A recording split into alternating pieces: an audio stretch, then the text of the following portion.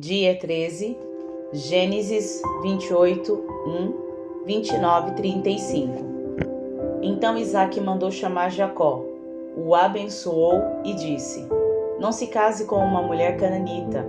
Em vez disso, vá de imediato a Padã-Arã, a casa de seu avô Betuel, e case-se com uma das filhas de seu tio Labão. Que o Deus Todo-Poderoso o abençoe e lhe dê muitos filhos, e que eles se multipliquem e venham a ser muitas nações. Que Deus dê a você e a seus descendentes as bênçãos que ele prometeu a Abraão. Que você venha possuir esta terra, na qual vive agora, como estrangeiro, pois Deus entregou esta terra a Abraão. Assim, Isaque se despediu de Jacó, que foi a Padã-Arã morar com seu tio Labão, irmão de Rebeca, filho de Betuel, o arameu.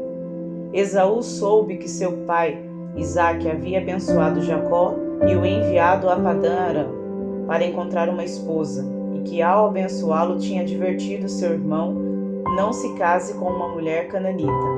Também soube que Jacó havia obedecido aos pais e ido a Padã-Arã.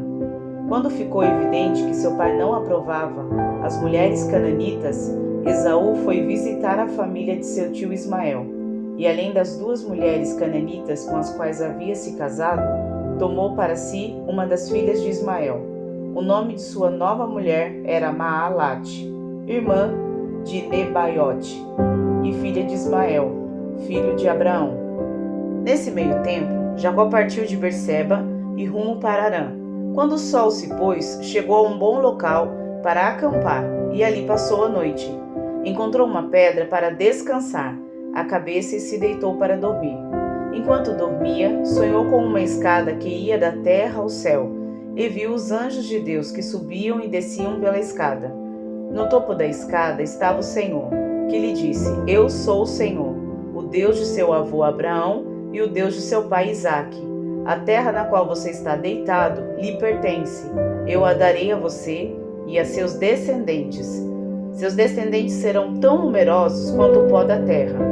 Eles se espalharão por todas as direções, leste e oeste, norte e sul. E todas as famílias da terra serão abençoadas por seu intermédio e de sua descendência. Além disso, estarei com você e o protegerei aonde quer que vá. Um dia trarei você de volta a esta terra. Não deixarei enquanto não tiver terminado de lhe dar tudo o que prometi. Então Jacó acordou e disse: Certamente o Senhor está neste lugar, e eu não havia percebido. Contudo, também teve medo e disse: Como é temível este lugar! Não é outro senão a casa de Deus, é a porta para os céus. Na manhã seguinte, Jacó se levantou bem cedo, pegou a pedra na qual havia descansado a cabeça, colocou-a em pé como coluna memorial e derramou azeite de oliva sobre ela. Chamou o lugar de Betel, embora anteriormente se chamasse Luz. Então Jacó fez o seguinte voto: se de fato Deus for comigo e me proteger nesta jornada, se ele me providenciar alimento e roupa, e se eu voltar são e salvo à casa do meu pai, então o Senhor certamente será o meu Deus. E esta coluna memorial que eu levantei será um lugar de adoração a Deus, e eu entregarei a Deus a 10ª parte de tudo que ele me der. Jacó seguiu viagem e por fim chegou à terra do leste. Viu um moço ao longe e junto ao poço no campo 3 rebanhos de ovelhas, à espera de que lhes dessem água. Uma pedra pesada cobria a boca do poço.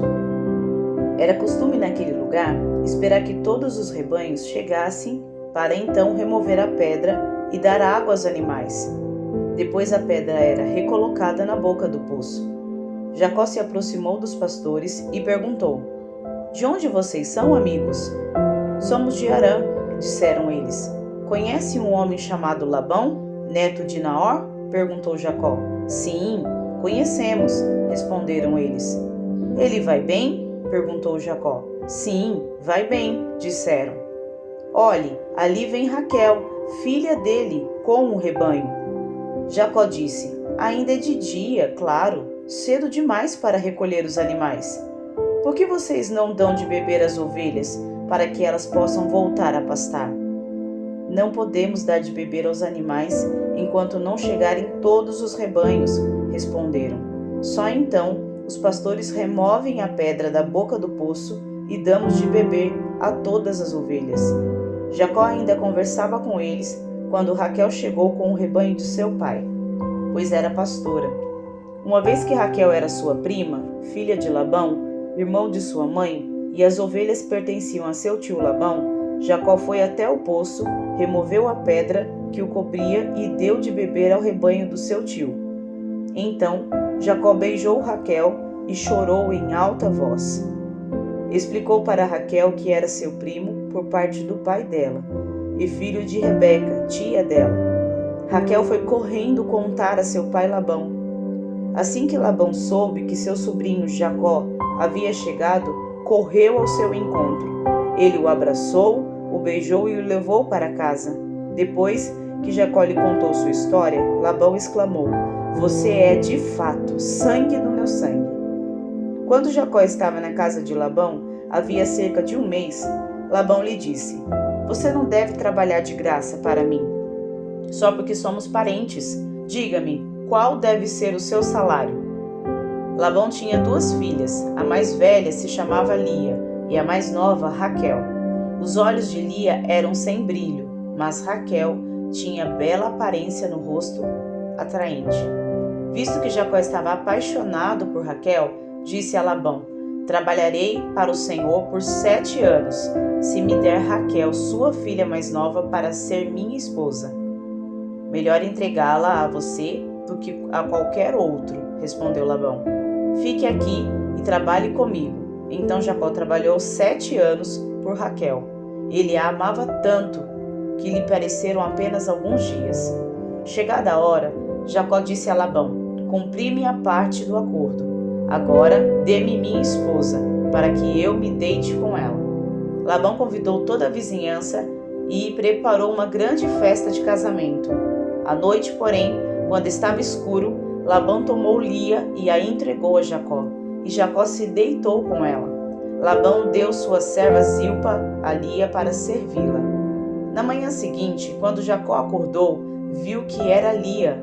Então Jacó perguntou a Labão: "O que o senhor fez comigo? Trabalhei 7 anos por Raquel. Por que o senhor me enganou?" Labão respondeu: "Aqui não é costume casar a filha mais nova antes da mais velha. Espere, contudo, até terminar a semana de núpcias e eu também lhe entregarei Raquel, desde que você prometa trabalhar mais 7 anos para mim." Jacó concordou em trabalhar mais 7 anos. Uma semana depois de Jacó ter se casado com Lia, Labão lhe entregou Raquel. Labão deu sua serva Bila a Raquel para servi-la. Jacó se deitou também com Raquel, a quem ele amava muito, mais que a Lia. Então permaneceu ali e trabalhou mais 7 anos para Labão. Quando o Senhor viu que Lia não era amada, permitiu que ela tivesse filhos. Raquel, porém, era estéril.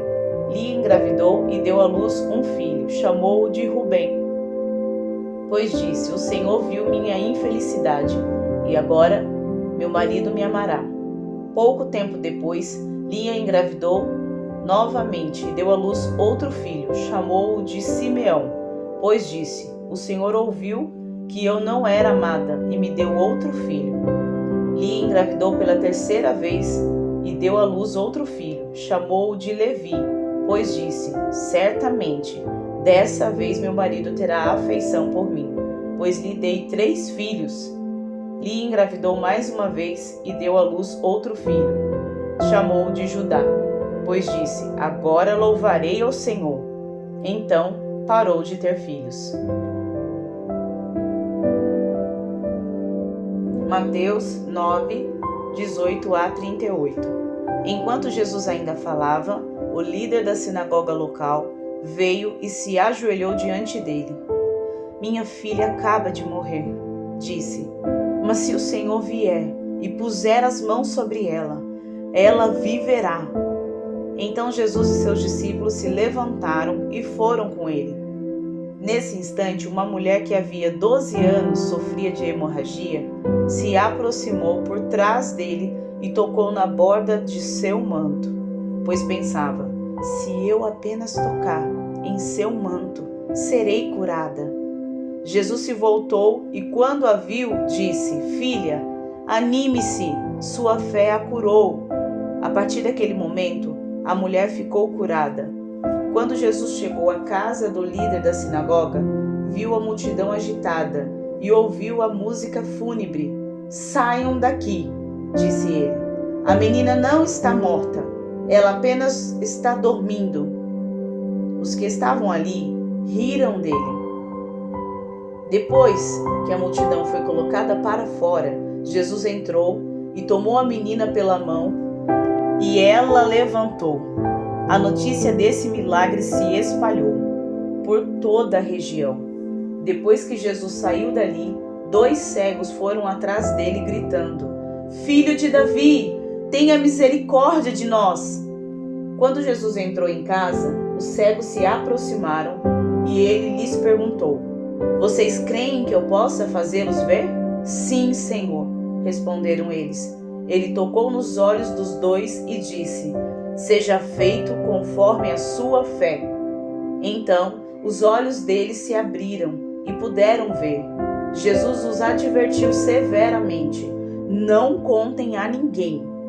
Eles, porém, saíram e espalharam sua fama por toda a região. Quando partiram, foi levado a Jesus um homem que não conseguia falar, porque estava possuído por um demônio. O demônio foi expulso e em seguida o homem começou a falar.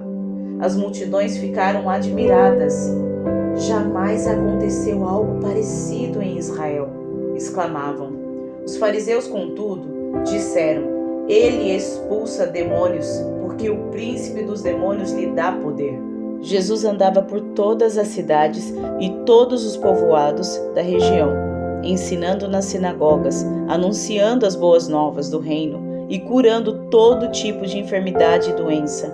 Quando viu as multidões, teve compaixão delas, pois estavam confusas e desamparadas, como ovelhas sem pastor. Disse aos discípulos: A colheita é grande, mas os trabalhadores são poucos. Orem ao Senhor da colheita, peçam que Ele envie mais trabalhadores para seus campos. Salmos 11, 1, 7. Ao regente do coral, Salmo de Davi. No Senhor eu me refugio. Por que então vocês me dizem: voem para os montes como um pássaro? Os perversos preparam seus arcos e colocam as flechas nas cordas. Das sombras eles atiram contra os que têm coração íntegro. Os alicerces ruirão. O que pode fazer o justo? O Senhor, porém, está em seu santo templo. O Senhor governa dos céus, observa a todos com atenção, examina cada pessoa na terra. O Senhor põe à prova tanto o justo como o perverso. Ele odeia quem ama a violência. Fará chover brasas vivas e enxofre sobre os perversos, e com ventos abrasadores os castigará. Pois o Senhor é justo e ama a justiça. Os íntegros verão sua face. Provérbios 3, 11 e 12. Meu filho, não rejeite a disciplina do Senhor. Não desanime quando Ele o corrigir, pois o Senhor corrige quem Ele ama, assim como o pai corrige o filho a quem Ele quer bem.